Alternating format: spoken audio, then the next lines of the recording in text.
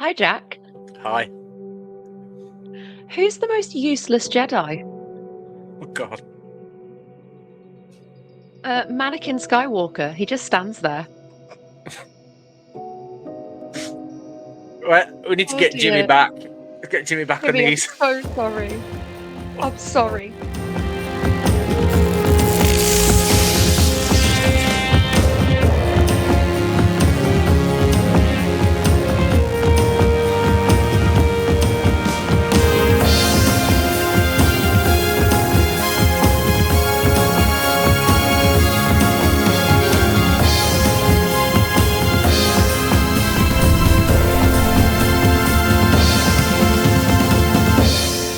Oh my God. Hello, explorers, and welcome to the only international Star Wars podcast covering almost half the world, but only 0.5% of the galaxy. I'm Jack, and as always, thank you for joining us wherever you are in the Star Wars universe. Yes, and welcome to Explore the Force, where we cover all things Star Wars. I'm Charlie, and as always, welcome back or welcome along if you're new. And last but by no means least, if you are joining us today for episode 143, and if you get a chance, don't forget to give us a cheeky rating and like, share, and subscribe if you're watching on YouTube. Jack, my buddy, how are you doing? I'm very well, just recovering from the Super Bowl, hence why we've got no Jimmy, because in classic American style, he's away watching that, but he may be joining us on the main show. But for now, obviously, the listeners and the viewers have got us, two beautiful people, keeping them entertained. But in terms of my week, mate, yeah, all good. What about you? How's your week been? My week has been good. I've been slowly recovering from this cold and flu. And if anyone listened to last week's episode, I've still got that same cold and flu, but I am finally doing a little bit better. And I had a job interview today, which is super big and super scary, but I did get to talk a lot about the podcast. So huge thank you to you guys, because without this, I wouldn't have all of that work experience to talk about. Winner, winner, chicken dinner. Awesome. What funkiness have you got for us this week, Charlie? Ooh, everybody, it's time to consult the Star Wars tarot cards for this week's mythical magical pull. Are we ready? We're searching, we're looking, we're pulling. It's the magician. Look at this. Very, very beautiful. If I can get my camera to sort itself out. So, the magician. This card represents manifestation, resourcefulness, and turning desires into reality. Now, I'm taking this pull very personally this week. I had my job interview and I am manifesting so, so hard for success. So go out there, take a risk, and dream big this week. Dream big. Right, let's jump into this week's Force Encounters. For my ally is the Force. Okay, so this week's Force Encounter is quite a busy one for myself. Lots of Star Wars gaming as usual. Also at the local ice hockey rink, where I watch Medicine Hat Tigers, they've started to play Star Wars as their theme for when they like the man of the match gets selected, which is very apt. But like you, I started, talking Star Wars to people next to me as well. So the podcast is now out there in Medicine Hat ice hockey arena. So yeah, the power of Star Wars. The power of Star Wars, indeed. My Force Encounters is also quite similar. I think I've talked about MegaCon. Honestly, I've been in such a flu kind of daze that I don't really remember. Went to MegaCon London, had a great time. I'll get to that in a sec. My actual Force Encounters. So, the two lovely ladies who interviewed me today, Vicky and Julie. Julie is a huge Star Wars fan. As soon as I said that I do a Star Wars podcast, she basically stopped the formal interview and insisted that I talk to her about my podcast. She's got a stormtrooper tattoo on her chest, which is absolutely cool as heck. I was so Yes. impressed. I also have a Star Wars tattoo. We bonded. She wrote down the name of the podcast on her interview notes, which I think is truly a one of a kind experience. And it was really nice to just talk Star Wars and have that bit of moment of like human connection in what was quite a serious, quite a sensible, quite important scenario. And all of a sudden it was, oh, Star Wars. And apparently one of her favorite ways to take a break at work is to do a little bit of Star Wars research, which I really, really resonate with. Nice. You can help out as well when the hopefully the employer. Well, maybe we'll see. You guys, you and Jimmy might get contacted for a reference, so be nice. Yeah, not a problem. Right. Okay. Let's head over to Batu then and see what news we've got coming out this week. The people in this crowd will soon be among almost 40,000. For those who are among the 900 with news media or promotional tickets, the sneak preview probably would be the only chance to see the Empire. It's news time. Firstly, all of us here at Explore the Force would like to wish the legend, the icon, the maestro of all maestros, John Williams, a very, very happy 94th birthday. Not only have you been the soundtrack to our childhoods and adulthoods, but we are still blessed to be hearing your compositions all of these years later. A many happy returns, and here's to 95. Oh, Oh, 95. God, imagine all the things that you've know. seen and done in 95 years. That's absolutely crazy. All of the music he's composed. Like I think people forget the sheer scope of his kind of composition, like backlog. Every major film, everything we ever associate with cool, epic, majestic, iconic, most likely written and composed by John Williams. Unreal. Just, oh man, just imagine the awards and stuff like that as well. And he's still I looking actually really can't. good as well, to be fair. Oh yeah, he looks incredible. He don't look. He doesn't look a day over 70. Bless him. He looks fantastic. I'm still annoyed and upset that you guys have done a John Williams episode and I didn't get to be a part of it because I wasn't even on the podcast yet.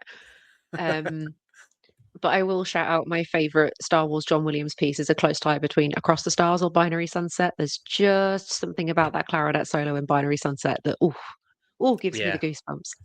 Yeah, I know what you mean. Right, speaking of goosebumps, thank you to Polygon for this bit of news concerning Rogue Squadron. Journalist Isaac Rose caught up with Rogue Squadron screenwriter Matthew Robinson, and it seems that not all hope is lost regarding the Patty Jenkins epic. Matthew said when asked about the project, "I had a great time writing it," he said. "Patty Jenkins is one of my favorite artists in the world. I think she's absolutely brilliant. We had a great time working together. I don't currently know what Lucasfilm wants to do with it. They're in a pretty big state of flux at the moment after Kathleen leaving, and who knows what the future holds for them theatrically." He then went on to speak about why this film was so important to him, revealing a little more about the plot itself. "It was a great thrill to write that, and especially to work with Patty, who made it a very personal story," he said. "It was very much a movie about fighter pilots. Her father was a fighter pilot. It was very personal to her. And we're trying to tell a really great personal story about fighter pilots and Rogue Squadron pilots in the Star Wars universe. I think we did a great job with it, and I really hope one day we get to see a version of that." Now, will Rogue Squadron ever see an opening night at the cinema? We will have to wait and see. But there's a lot of information, a lot of key takeaways there, and a lot of the word pilot as well. So it sounds like everything is pretty much done in terms of the story. Interesting take about the whole handover takeover stuff with Kathleen Kennedy again, and the sort of not issues, but what's the word that we're looking for here? Sort of things it's caused, the stir that it's caused, obviously with people moving, especially when it's that high up. But yeah, what do you reckon, Charlie? Reckon we're going to see some Rogue Squadron action?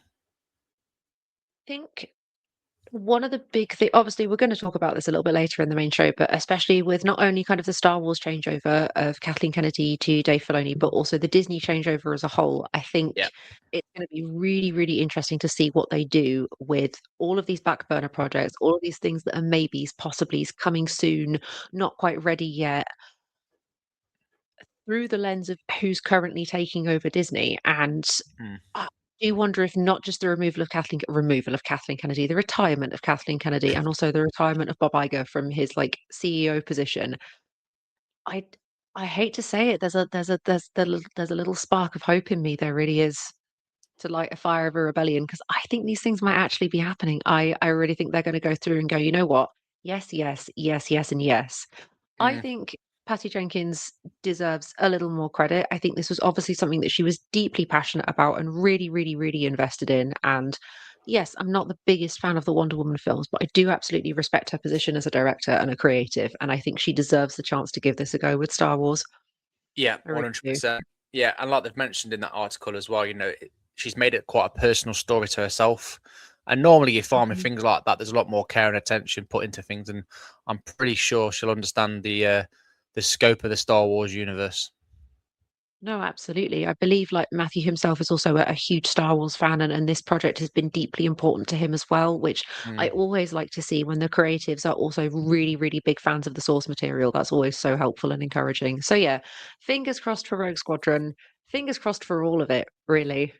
Yeah, I'm with you on that. The more Star Wars, the better. Well, in terms of more kind of maybes and coming outs and might be coming soon, this bit of news is for our book-loving Star Wars fans. Ooh. Eagle-eyed enthusiasts have discovered that on Edelweiss, no, not the Sound of Music song, the digital catalogue of published and upcoming book releases, have discovered that we will be getting two new books this coming fall, autumn for the English listeners. One will be a junior novelization of the Mandalorian and Grogu movie coming out on November the 17th. And whilst an author has not yet been listed, the summary reads a novelization that retells the Star Wars film The Mandalorian and Grogu and includes 8 pages of full color images.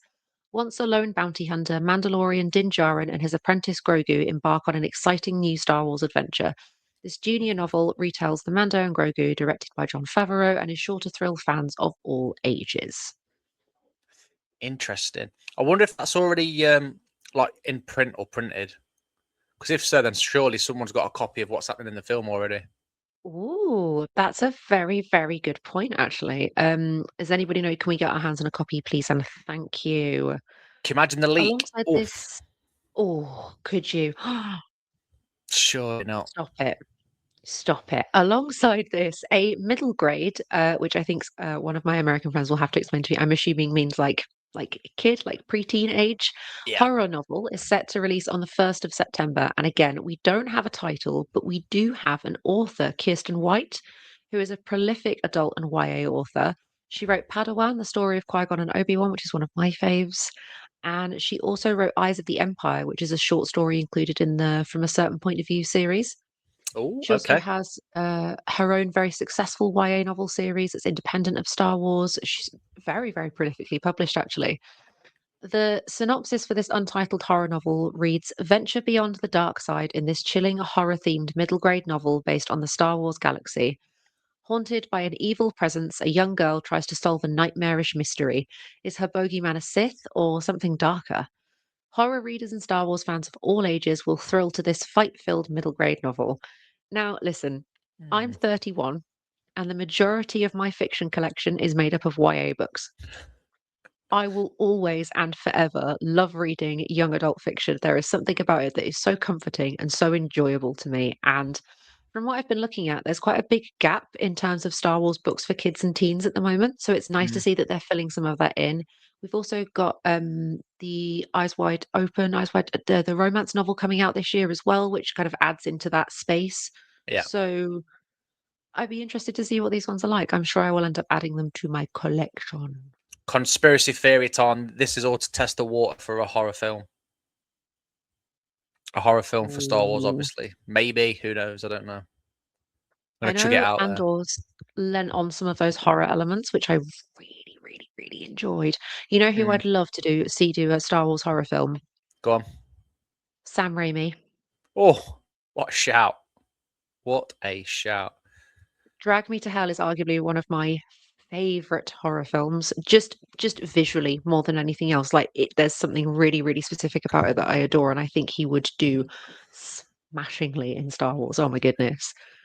Mm. Right, segue of the year there. Talking about being dragged to hell, the Acolyte is back in the news again as the art of that. That's a good one, wasn't it? As the art of the Acolyte You're hit bad. shelves You're so bad. recently. Fans have been diving into the pages and discovering some interesting facts. Here's a few of our favourites. Up first, Kathleen Kennedy was the one who suggested that the Jedi Order wear lighter robes. She said, every time she goes into a toy department and sees Jedi action figures, they're always beige and off-white. They look kind of bland on the shelves. Great idea, Kathleen. Great idea. The Acolyte's original title was The Lost Sister, placing more focus on the relationship between Osha and May. Okay, placing more focus on the relationship there. Interesting. Kaunaka, the Wookiee Jedi, who was completely wasted, in my opinion, was originally going to have a shaved head. However, the team decided this would be somewhat strange given his entire body is like 100%. Could you imagine seeing Kaunaka with that shaved head? I think there were plans for like a shaved head with like tattoos and things, which I get, especially in terms of like Wookiee culture. 100% I could see that fitting, but it would look so weird. It'd be ridiculous. I mean, I've seen them obviously braided and stuff like that. That makes sense. But a shaved Wookiee head, like everything else, I don't know. I'm feeling like God of War vibes here, but more beard. I Yes. guess. I don't know. It just wouldn't work. It just wouldn't work. No. Anyway. And OSHA, working as mechanic, came from the idea that R2 units hadn't been invented yet. This means that organic beings had to undertake high-risk jobs that we are used to seeing droids do. Yeah, I like that one. And finally, in the wake of the book being released, Leslie Headland reflected on the series and said, "When we set out to make the Acolyte, I hope to make a new expression of Star Wars, inventing something to expand on the storytelling I have loved since I was a child. And since it's premiered in 2024, the fans of the series have affirmed this. We succeeded." What do we think, guys? Do we agree? Absolutely not. Depends what fan she's asking. I was a fan of the Acolyte overall. I did enjoy it, but there were certain things as well which just didn't fit the story or didn't really fit the Star Wars universe. And to be honest, there was a lot of wasted characters, like I already mentioned with Kalnaka, Carrie Fisher's character, name escapes me now. Again, such a waste of an Carrie actor Ann and a Moss's character. character, you mean, not Carrie Fisher? Did I say Carrie Fisher? I'm sure I said Carrie Ann Moss. Yeah. Yeah, that one, The Matrix. Anyway, Carrie Ann Moss, yeah, such a waste of her character. Again, I think they shot themselves in the foot where they showed too much in the trailers and things at Celebration, like they mentioned about seeing Kalnaka fight. Yes, we got a fight scene, but man, I would love to see Kalnaka going up against a stranger. What a battle that would have been. Listen, I loved The Acolyte. I think the hate that it got was completely unnecessary, motivated by entirely the wrong reasons, and barely anybody that I spoke to about it, bar about you two, had any space to go, actually, hey, I did kind of enjoy this. The aesthetics, the visuals, the ideas. Obviously, there was so much planned for a season 2, even a season 3. I don't think anyone was expecting it to be cancelled. We saw that by the actors' reactions specifically. I Yeah, think it was a shock to everyone, and it makes me sad that we're getting some like this idea of like OSHA working as a mechanic, the idea of a mechanic, a human mechanic being created because of course R2 units hadn't been invented yet. Droid creation hadn't advanced that far. That wasn't an idea somebody had thought of. That's so fascinating. Wish we could have expanded on that. Um, the original title of The Lost Sister, I feel like there could have been so much more into the relationship of OSHA and May, and there was so much more that I wanted, but I knew that it was there to give, if that makes sense. And I yeah, have to be honest, for a different flavor of Star Wars and a different presentation of Star Wars, it did absolutely succeed. Initially, Leslie Helen wanted the Dathomir to be included. She wanted should have. um, Osha and May's Mother Anasea, thank you, to be on Dathomir, but it was Dave Filoni. He was like, "Well, not all Star Wars witches are Dathomirian. Have we Mm, considered this?" Which is absolutely true. So, of course, this whole other planet was created, and it pushed her into different ideas and different places. I love The Acolyte, and I actually started rewatching it again a little while ago. And like a lot of Star Wars projects, in the wake of it all, when the dust has settled, I still don't think it deserved any of the hate that it got. Maybe some disagreements, maybe a bit of a discussion, maybe a bit of this could have been yeah, done yeah, differently and I would have liked this, like the yeah, stuff with 100%. Kalnaka. But ultimately, I have to agree with her, and maybe that will get me some hate. I don't mind. Get her.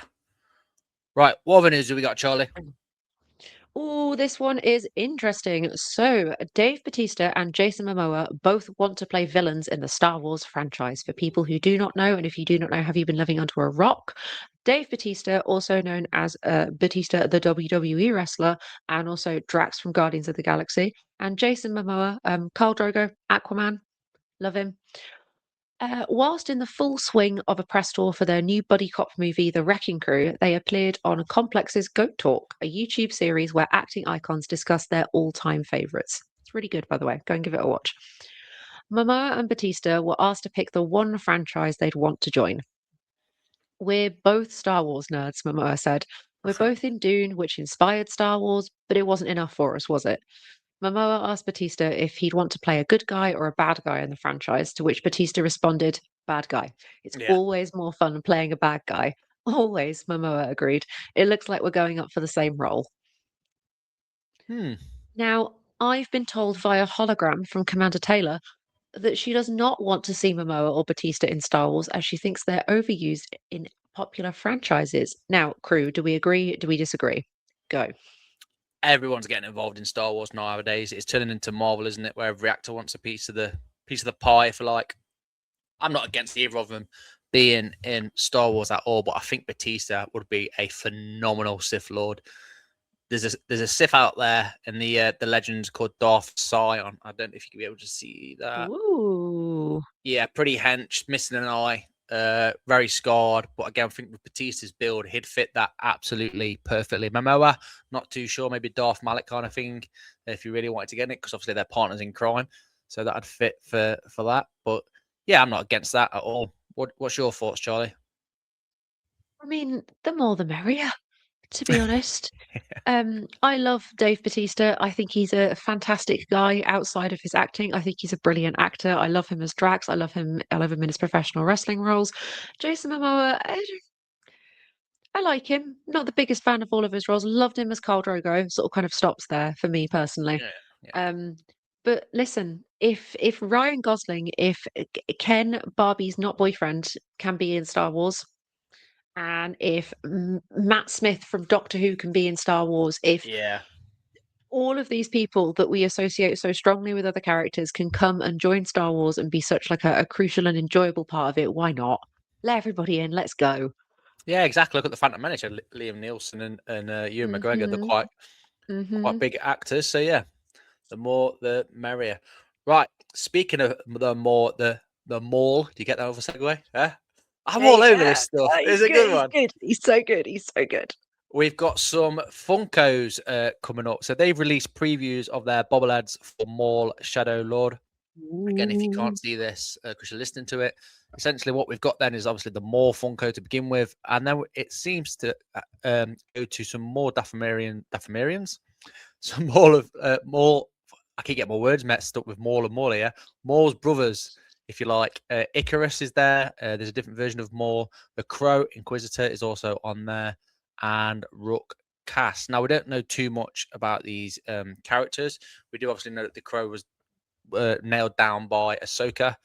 Mhm. But in terms of Funko collecting, I know Jimmy will be having his eyes on these. I'll definitely be getting some of these as well, being a Maul fan. And I'm sure Clan Mandalorian, he'll be getting some of these Mhm. as well. Prices, not too sure yet. Waiting out to see the price range on these. But is there any of these Funkos, Charlie, that catch your eye?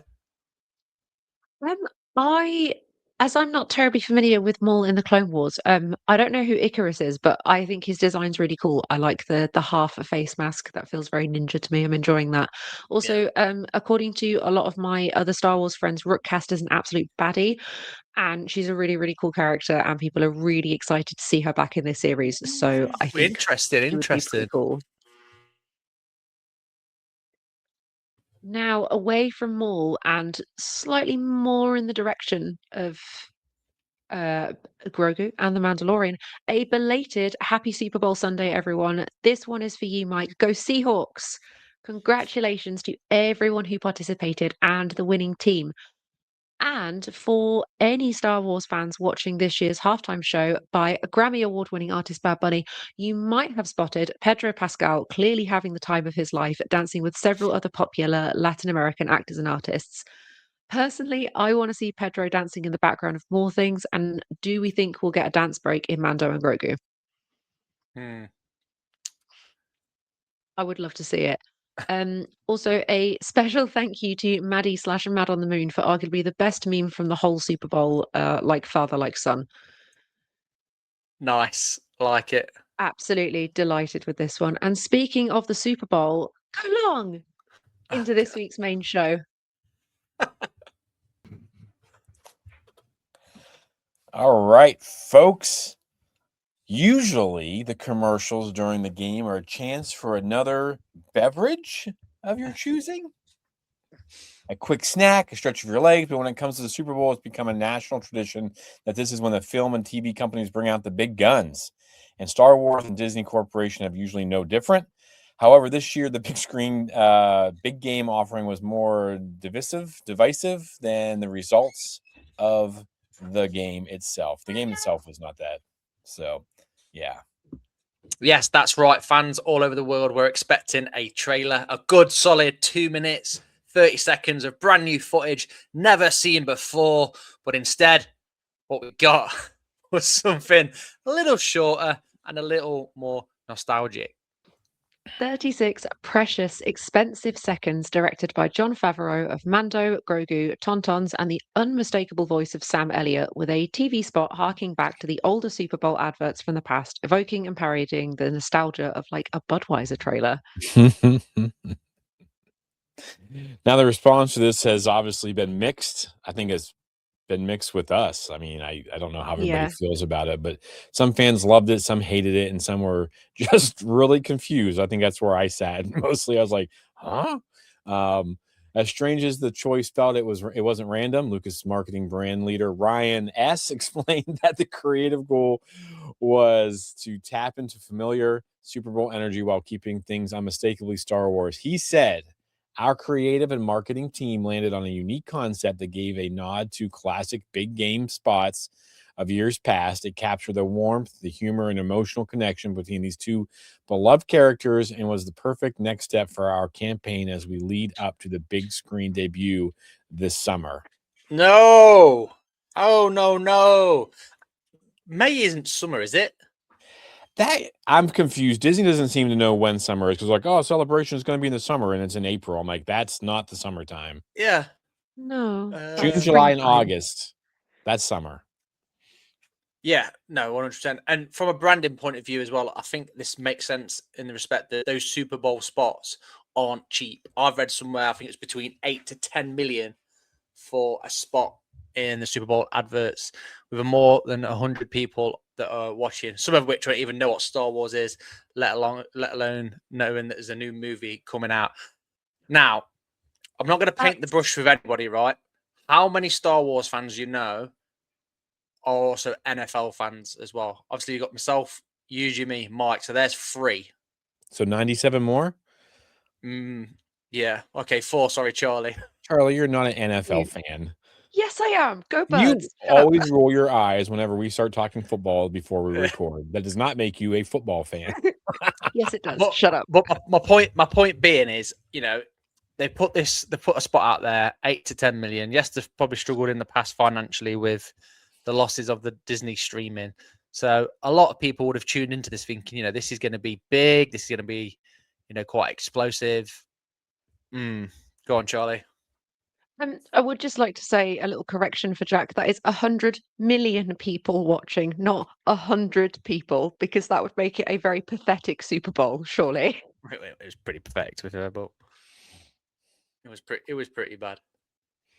So Disney's executive VP of creative marketing, Jackson George, also spoke up, and he leaned into that idea and made it clear why Grogu was very, very much front and center. He said, Grogu is more than a character. He's a pop culture phenomenon. This is true. Riding alongside the heroic Mandalorian, he brings lightness, humor, joy, and an instant emotional connection that transcends the moment. This big game spot celebrates how deeply we love and connect with these characters, reminds us of the fun, heart, and spectacle that defines Star Wars, and offers a bite-sized promise of the experience audiences will get when they see these two beloved icons on the big screen. Now, before we dig into this, shall we watch it for a super quick refresher, and then we shall discuss? If I tear up at Tauntauns, just ignore me. That's okay. Speaking of Tauntauns, if people haven't seen this photo, here is a picture of me on a Tauntaun. His name is Terry. He's very friendly, and I love him a lot. Terry Tauntaun. We are looking for Ben Solo, if anyone was curious. Thank you. I think he's locked in Lucasfilm Disney Studios somewhere. Yes. Yeah. Other times, the path chooses us. Through it all, we keep pushing forward, driven by a deeper purpose, guided by an unseen force. The journey never gets any easier. The bond just gets harder to break. This is the way. Only in theaters and IMAX May 22nd. That.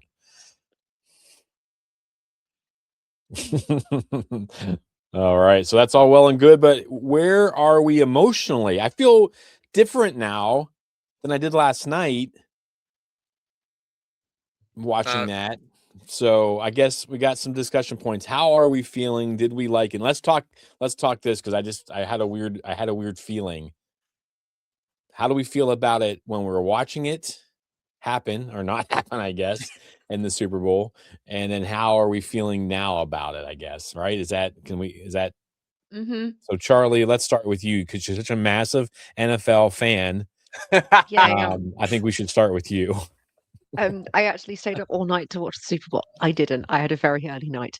Um, I so I was half asleep and Nick texted me and was like, "So the Mando and Grogu trailer just dropped." And I went, I'm really excited." And then I watched it and went, "Huh?" Like in bed, like half asleep with my phone like half a foot away from my face, like, "What?" And sort of went, "Oh, whatever. I'm too tired to think about this." And then I woke up this morning and thought about it and was raging because what do you mean? We've been so excited. I thought we were getting a trailer. I was kind of pitchforky. I was sort of like, I thought we were getting a trailer. That's not a trailer. That's a TV spot. That's a very different thing. And yet I watch it just now and I'm sat here like, oh, look at the babe. Look. What is wrong with me? What is wrong? Go ahead, Jackie boy. I expected more. I want more. It's not All right. that far from release. It's not unfair for me to say. It's a blooming Super Bowl advert. It's one of the biggest stages in the world to promote something. And I get what they've done, like a spoof sort of thing of the age-old Budweiser advert. Brilliant, fine, whatever. But we needed more, and I'm sure there's a lot in there as well that we can talk about and uncover. But yeah, I was disappointed. I was watching it hoping there was more. I thought it might be not a joke, but I thought there's got to be more than this, or the actual trailers coming up. And then yeah, no, it was super disappointing if I'm honest. Go on, Jimmy. Yeah, I was definitely kind of disappointed last night. I know I was talking with a guy who loves Star Wars. You guys saw the messages on our Instagram, but he was like, what? And I was like, yeah, I kind of felt the same. I mean, as soon as I saw the ad, I was like, oh my God, they're spoofing the Budweiser commercials. Like I Yeah, knew it immediately. It wasn't like it was like I didn't know what they were doing. I was just like, why are they doing this? And I was disappointed, I guess, because I had no stake in the game. Like none of the teams I wanted to be there were there. It was obvious who was going to win the Super Bowl, I thought, within the yeah. first 10 minutes. So I was kind of, I mean, the whole thing was waiting for this trailer. And yeah, I mean, I was like, I mean, I love a tauntaun. Like that's like my favorite part of a movie is the beginning of Empire. Like the Hoth stuff, I love it. Like I don't know what it is about that. So seeing the tauntauns and stuff was really cool, but like just watching it now, I was like, oh, that's really cute. Like that is pretty sweet. That's cute. You know what I mean? Like the little him touching the nose. I mean, I wish I could touch the nose of a tauntaun. So, but yeah, I mean, I'm confused by it. I thought it was cute. I thought it was funny. You know, shows they have a sense of humor. And I was watching some stuff today on my lunch, and there's some angry people out there. And this is what I want to say before we dive in. Who the hell are we to decide what Disney does? Like, and in the grand scheme of things, like, I mean, I see people acting like I'm like, who are you? Like, I get it. Like, we're all gonna have our opinions, and that's what it is. But people are like outraged, you know, like Disney's going to fail because of this and blah, like freaking out. I'm like, yeah, like not necessarily what I wanted, Yeah. but who? I mean, who? They don't, you know, they have a plan. I'm assuming, I was but literally about to say.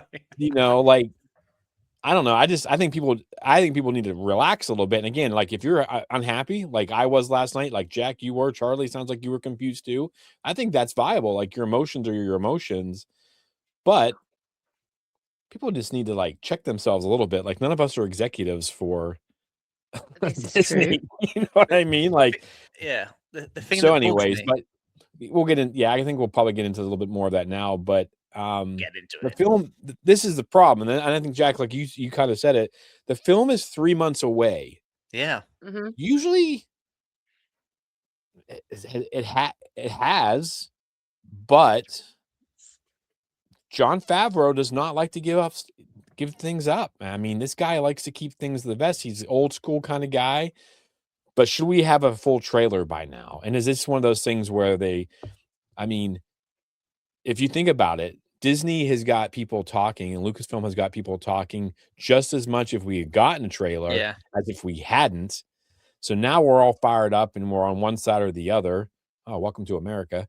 And then but then they can wait a week or two and then drop the trailer. Everyone's going to be like, and then all starts all over again. So I know everyone thinks they know better, but if you think about it just from that point of view, they're going to keep the hype. They're going to keep going. It's going to stay in the conversation. But do you guys think we should have gotten the full trailer right now? I would want one. I wanted the full trailer. I want to know details. I want to know plot. I want to know some things. I don't want to know everything, but I want to be able to guess with you guys next week on the show. Like, hey, what's going to happen in Mando and Grogu? So what do you think, Jack?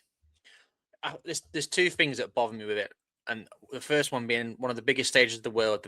I personally think they missed a massive opportunity to get some trailer footage out there to pull more people in. Because again, people will see this and they'll be wondering what it is. Maybe if they've never heard of it, maybe it can pull people into Disney Plus. I get it.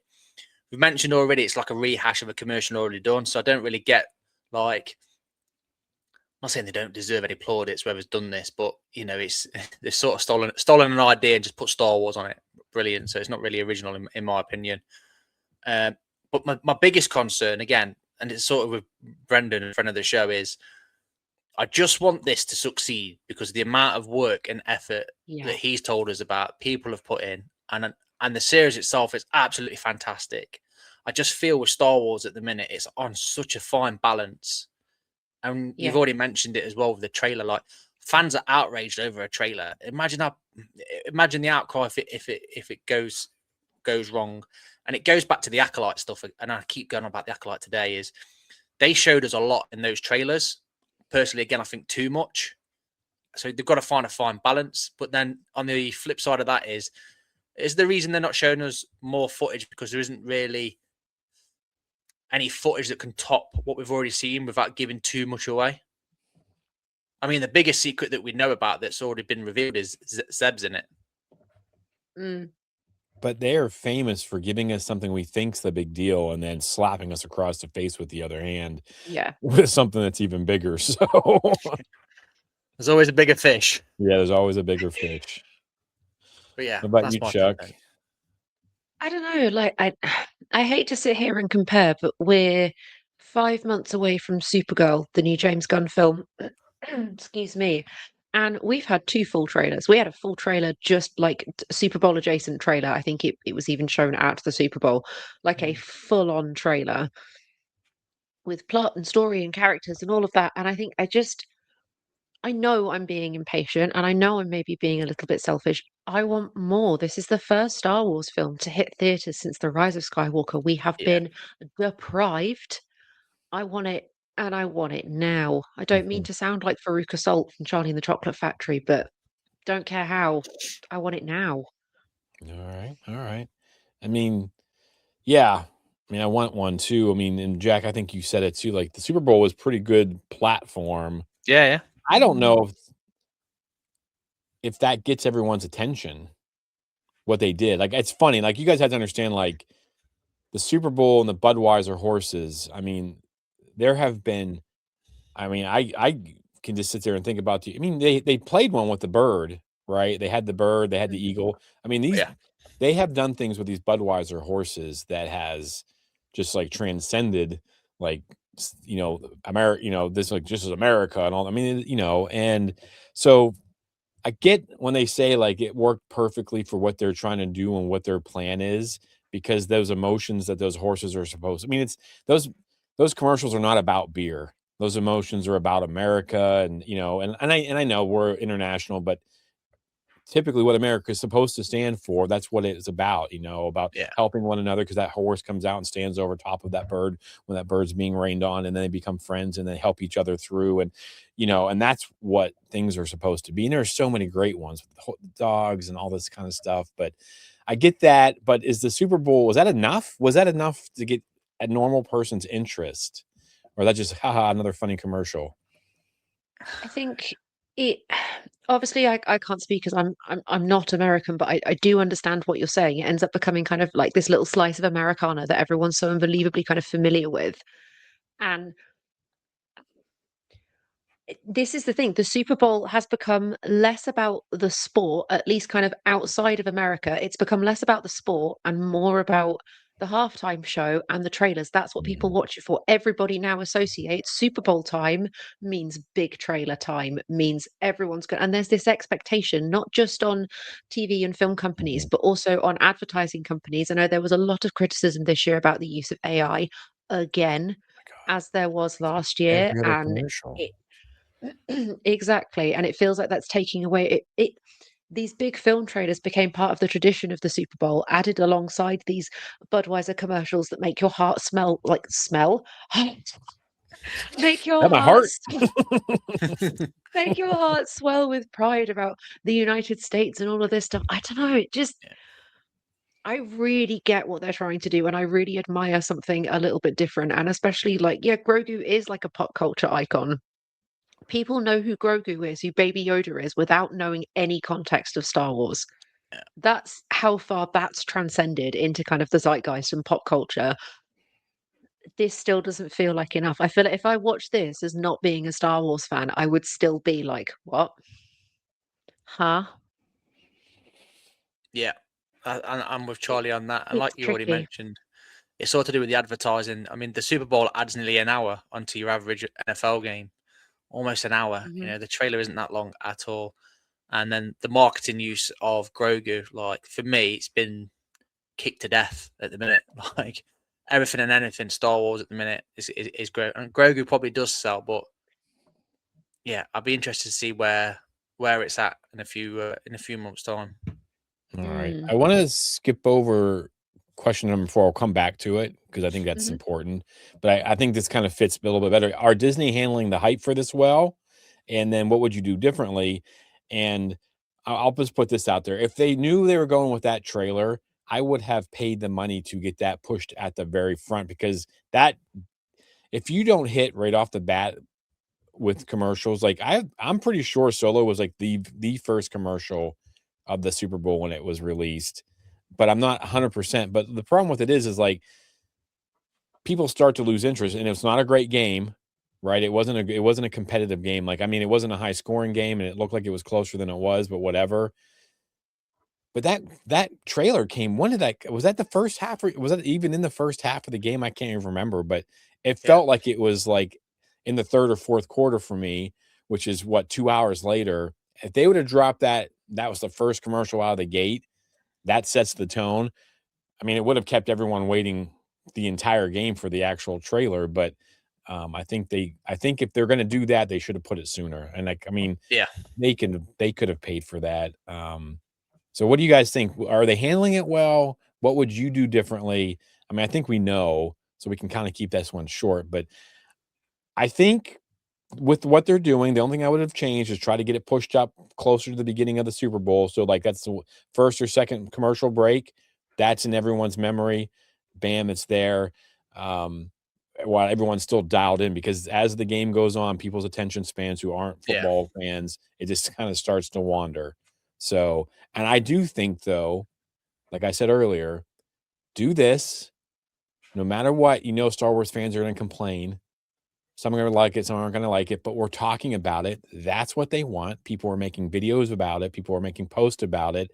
And then Mhm. in a week or two, they drop another one. They actually drop the trailer, and then they get another 2 or 3 weeks, and then it's March. And then we know that they're dropping all that stuff March, April. Wow. So that's kind of what I see. Again, I'm giving myself way too much credit for thinking I know the answer, because I'm sure it's nothing like that. But that's kind of what I feel like they're doing. But I don't know. What do you guys think? How is it handling it well? And what would you do differently? That's a good shout. I think if this goes out as a reel as well, that'd put the calm amongst the Star Wars fans for sure. Because now Mm. every Star Wars fan, including myself, Jimmy said it, we're getting more stuff. So if it doesn't happen, we know where to come and who to shout at if it doesn't happen. To answer your first question, though, is Disney handling the hype well? I'm going to say yes, and there's a reason why. Because all the news about the HQ, the headquarters. Oh God, I've gone full military mode here. All the company change around, Kathleen Kennedy, etc. So happening, it's caused a massive stir. That can't be easy to handle.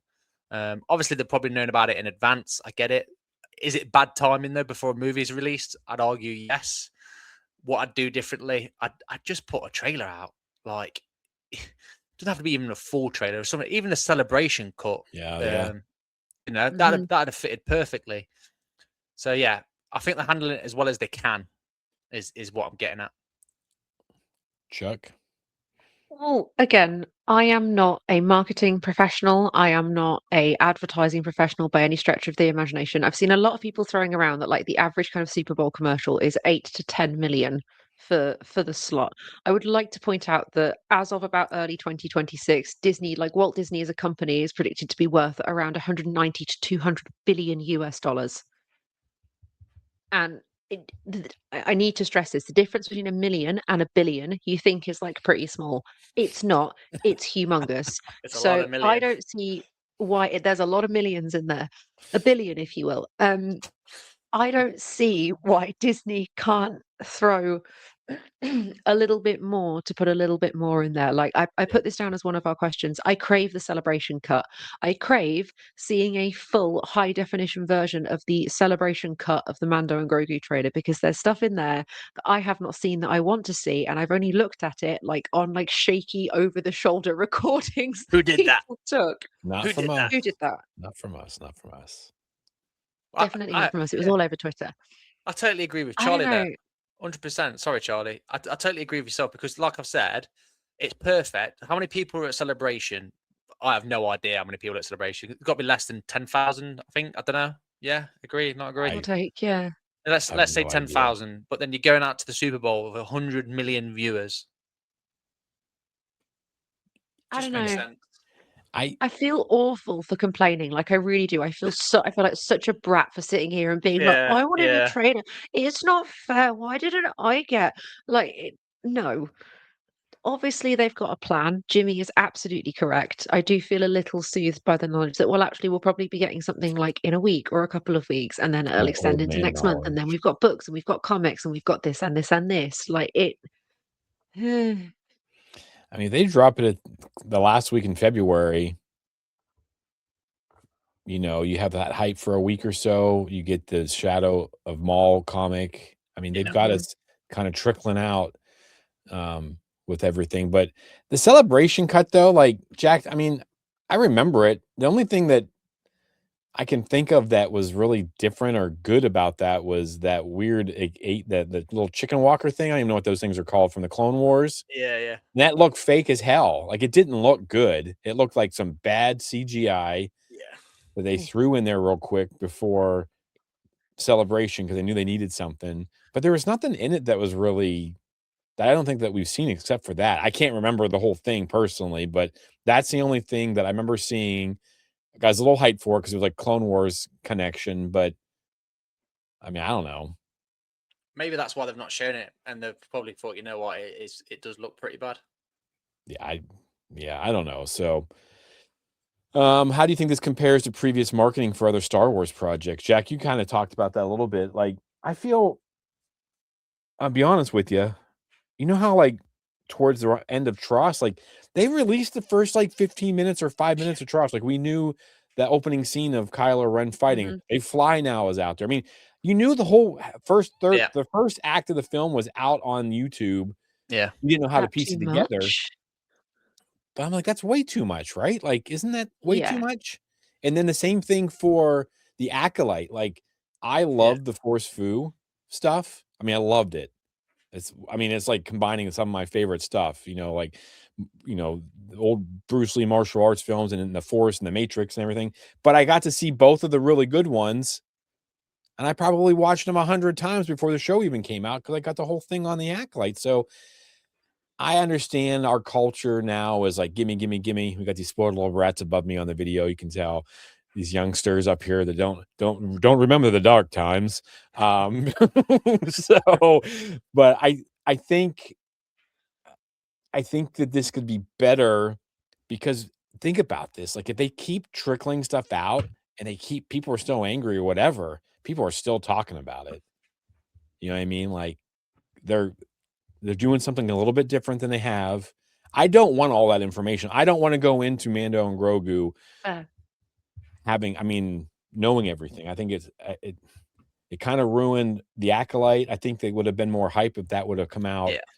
I mean, I don't know if the Acolyte could have survived the onslaught that was the Fandom Menace anyways, but what do you guys think? I mean, comparing it like the slow crawl and then Solo, I mean, geez, like Solo, like everyone complains about that, and they said, that got buried. I mean, they used Denny's and they couldn't even put stuff on the edges of the stores. I don't know.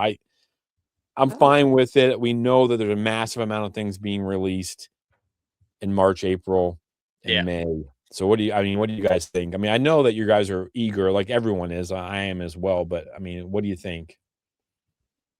I think just feed the fuel. I just did a little super quick Google. I probably should have put this in my notes in the first place. So we had a 45-second teaser for Solo at the 2018 Super Bowl. Mm-hmm. And it was the first footage we'd seen of Alden Ehrenreich as Han Solo and Donald Glover as Lando Calrissian. And it then preceded a full trailer release on Good Morning America, which I think happened like a week later. So maybe, Jimmy, you are onto something. So I guess 45 seconds against 36 seconds isn't really much here nor there. I think it was the Sabak scene of that music. Yeah, and that Solo trailer was probably just enough to pique people's interest. But I think because, I mean, obviously, look at you, here you are. I think maybe, you know what, thinking about that, maybe I am just being a bit of a spoiled brat. Maybe I am just being a bit of an impatient. Like, I saw Luke's outpost kind of fiercely posting on his social media, like, guys, you can attack me all you want in the comments. I love this trailer. I think it was perfect. I think it was exactly what we needed. And I will continue to defend that. So there are people out there who think it was like bang on. And I really respect that. I see what they were trying to do. I think it's fun to play with that kind of gentle sense of nostalgia. And I think everybody, especially in the States at the moment, needs that little bit of comfort and familiarity. And I think it's maybe trying to lean more towards that than it is anything else. But I don't know. I was naively expecting a trailer. I felt kind of the thick bacon hype. I was expecting a trailer, not a choreographed TV spot. We never got actual information from anybody that is legitimate that there was something coming out. Do you know what I mean? Like it was all rumors. So I mean, how about you, Jackie boy? Yeah, I sort of agree and disagree because at the end of the day, I think feed the fuel. Yes, I am petty and I did want something more, but so did the other 2 billion Star Wars fans as well. Yeah. I'll own it. I think to come out and say that trailer is absolutely perfect is absolute nonsense, though. Like, I don't see how that is not relevant but perfect in any way. Right. It's exact copy of a Budweiser advert showing a bunch of Tauntauns, a Mandalorian, and Grogu. That is it. It's literally nothing about the movie unless there's a hidden Easter egg in there that we are, yes, people back on Hoth with the Tauntauns. That it confirms that we're back on Hoth and the first time it's been seen since Empire Strikes Back. Yeah. But I don't know if that's just because Hoth and Tauntauns are such a familiar imagery in Star Wars. We all know Luke. We all know Hoth. We all know cutting open the Tauntaun. They smell worse on the inside. Blah blah blah. That's the only clever gimmick I see, because like Jimmy said as well, it's his favorite. I don't know if that's pulling or not.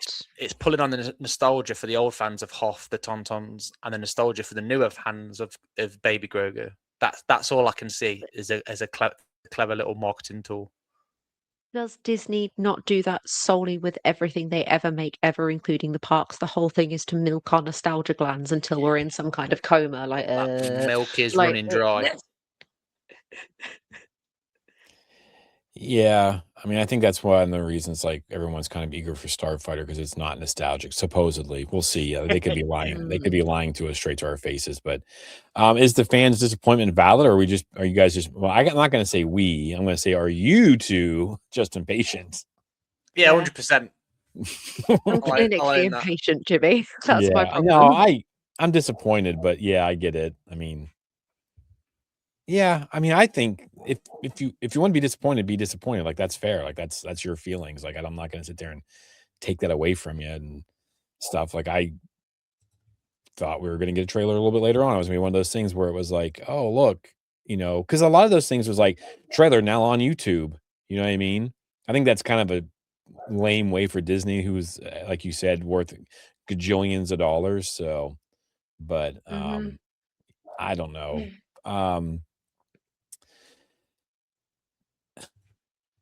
Is this movie for us, the fans, or is it trying to reach a new market, specifically a younger one? So, Jimmy, you weren't here for this, but in the news this week, there is a junior novelization of the Mando and Grogu being released in November. And it's the first time we've had like a junior novel come out in a little while. There's been quite a big gap in the book market for kind of like younger reading books. I do think that they are cycling back round to that George Lucas thing of if you can't get the 12-year-old boys interested, you're doing something wrong. If you can't hook 11, 12, and 13-year-old boys, you're not you're not doing Star Wars right. That was very much his mantra, especially with the prequels era. I wonder if they're trying to cycle back to that because there is so much about Mando and Grogu that is like child friendly and child accessible. There's Yeah. loads in it for us, but it's very, very much been sculpted into the shape of here are your new two favorite characters. Here are all of the new toys that you can buy. Like we're coming back round to that kind of merch centered Star Wars. I say as I'm sat behind all of in front of all of this. It,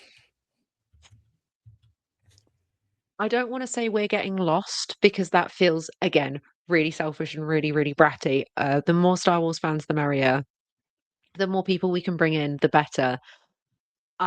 Yeah, I'm really interested to see where this goes. I think they are desperately trying to reach more of a new market. I think Star Wars has some picking up to do. Yeah, I mean, it sends a mixed signal though, because if you sit there and you watch the mall trailer, that's not for kids. I'm not No. letting my kid watch that. Like, Jack, are you gonna No, let your daughter watch? Like, that's like, no. but then you had this cute little baby Grogu putting his hand up on the nose of a tauntaun that was really sweet, and it's like, I mean, I'm glad that they're kind of giving us stuff for all the ages and stuff like that. But yeah, I think it sends a pretty big mixed message as far as that's concerned. I mean, I do think they need a new market though. Like they need to branch out and they need Yeah. to, they've always got to continue to get new people and pull them in.